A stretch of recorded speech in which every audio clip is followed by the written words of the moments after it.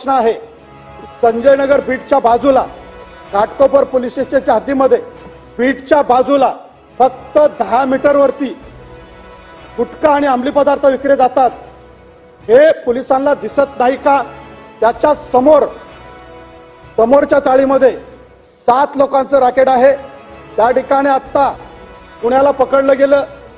असे असताना की साकीनाका पोलीस स्टेशन मध्ये फहीम नावाचा एक जो गुटखा परदेशातून नव्हे आपल्याच शेजार गृहमंत्री या ठिकाणी आहेत। माझे गृहमंत्र्याला काही प्रश्न विचारतो, जास्त काय अध्यक्ष महोदय या प्रश्नाच्या माध्यमातून चला मामा लक्षवेधी पुकारा दिलीप लांडे साहेब। लक्षवेधी क्रमांक 3 हा चला वितरित केल्याप्रमाणे स्पेसिफिक प्रश्न विचारा। आपण वरिष्ठ सदस्य आहात। आपला आदेश महानगरपालिकेत पाळला, इथं पण पाळेल। अध्यक्ष महोदय गेले अनेक वर्ष या समस्येबद्दल बोलत असताना काही अधिकाऱ्यांनी चांगलं काम केलेलं आहे, त्याचाही शासनाने नोंद घ्यावी आणि त्यांचा सन्मान करावा। उदाहरणार्थ डीसीपी आदरणीय दत्ताजी नलावडे आहेत, वरिष्ठ पोलीस निरीक्षक सन्माननीय श्रीमती लता सुतार आहेत।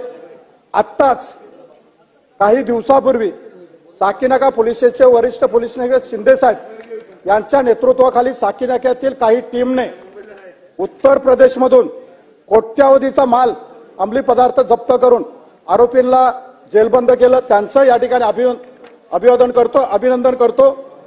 अध्यक्ष महोदय, माझी तुमच्या माध्यमातून गृहमंत्री या ठिकाणी बसलेले आहेत, त्यांना 3च मागण्या आहेत। पहिली मागणी आहे की साकीनाका पोलीस स्टेशन मध्ये फहीम नावाचा एक जो गुटखा परदेशातून नव्हे आपल्याच शेजारच्या राज्यातून या ठिकाणी आणत असतो। सकाळी 3 ते 5 या दरम्यान हप्त्यातून 2 वेळा लॉरीच्या माध्यमातून मोठ्या प्रमाणात गुटखा येतो। हे खरं आहे का? आणि असल्यास याच्यावरती कारवाई का केली नाहीये? काजूपाड्यामध्ये तारगल्ली असेल, अण्णासागर असेल, या विभागामध्ये मोठ्या गोदामामध्ये हा गुटखा साठवण केलेले आहे। याची माहिती पाहिजे असेल तर आपण शासनाला मी देऊ शकतो।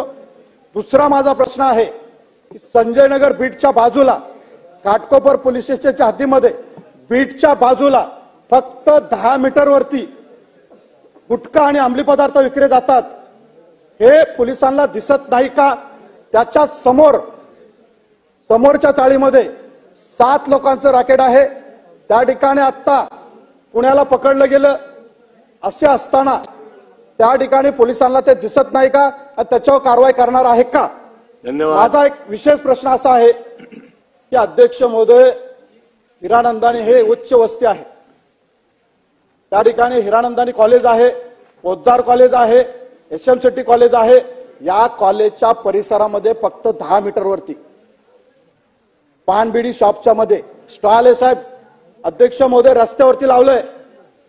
सोसायटीच्या लोकांनी गेले 6 वर्ष तक्रार करतायत, महानगरपालिका कारवाई करत नाही, पोलीस कारवाई करत नाहीये। सकाळी 3 वाजेपर्यंत चालतो स्टॉल, चहा स्टॉल आणि पानबिडी शॉपच्या माध्यमातून मोठ्या प्रमाणामध्ये अंमली पदार्थ विकले जातात। याच्यावरती प्लीज प्रश्न विचारा। याच्यावरती कारवाई करणार आहे का? आणि संजय नगर आणि जरीमरी या ठिकाणी खुल्लेआम दारू विक्री होते, मटका चालू आहे, याच्यावरती कारवाई करणार आहात का? मंत्री महोदय